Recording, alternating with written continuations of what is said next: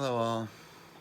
I just woke up from one of the most deeply impactful nights of my life, and I was going to journal, and then I realized I just don't review and share my journals as much as my videos, and I just feel like this really needs to be shared. But to give this some perspective, I'm on day 7 of a fast, and I have been diving deep and exploring with the plants, plant medicines, for about 5 years, and just had our biannual intimacy day where my half side and I focus on each other and our divine unity and connection and intimacy for an entire day.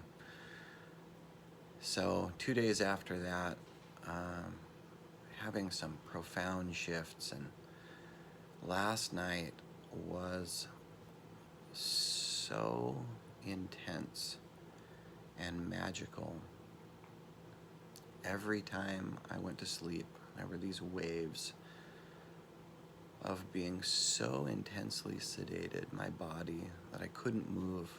I actually fell asleep in my dream. So in my dream, I fell asleep so deeply that I couldn't move.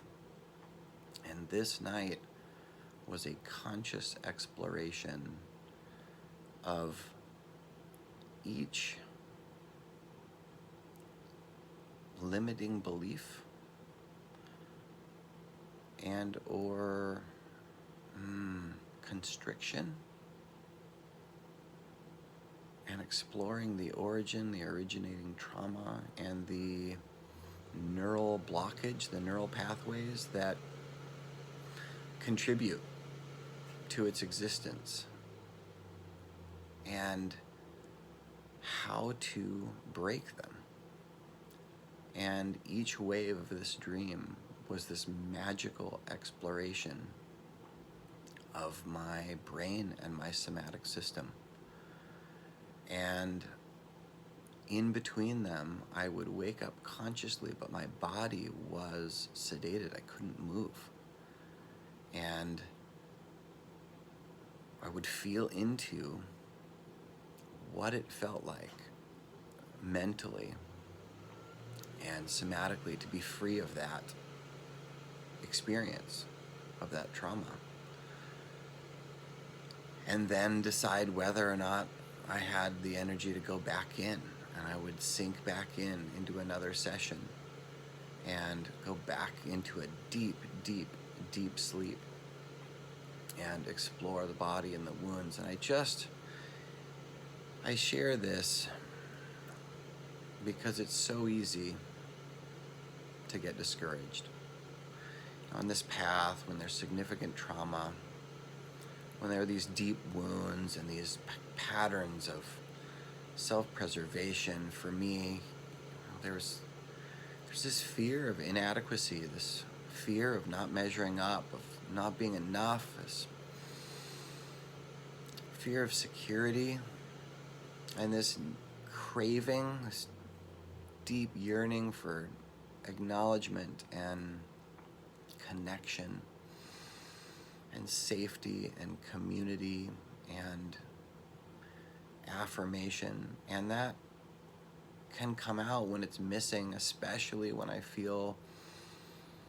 perceive reactions from those I love as slights or expressions that communicate a lack of caring. I can get reactive, and that can be so discouraging when you're doing the work, when you're reading, when you're studying, when you're going to therapy, and it is so liberating when it finally fades away. It's so liberating to take off that heavy backpack of trauma and of natural reactivity and break through to new levels of clarity and awareness and introspection and capacity to hold space and to sit with challenging emotions until they flow through, and resist the urge, the ego's drive to react and to protect and to put up walls and to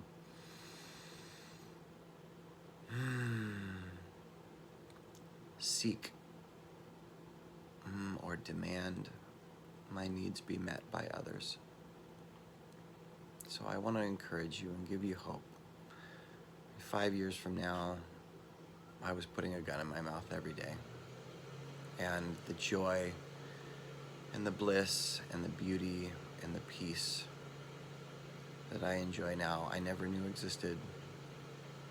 I was reactive with everyone I knew, especially those I deeply cared about. And it's not that I never get reactive now, although I feel a lot of curiosity after last night, what will unfold, but the number of times that I get reactive are so few in comparison, and the level of reactivity is nothing like what it used to be. And I just want to encourage you to stay the course, to do the work. I feel so much gratitude for the teachers and the coaches and the humans in my life who have shared and believed in me. And just want to give you hope that the journey's worth it, that the fight and the struggle, that all of the things of deep value in my life have been intensely difficult. And some of the most valuable, I felt like I couldn't get through. I felt like I was being torn apart. So if you're in that space and you're wondering, I just want to encourage you, stay the course, because on the other side, it can be so magical. So magical. Love you all.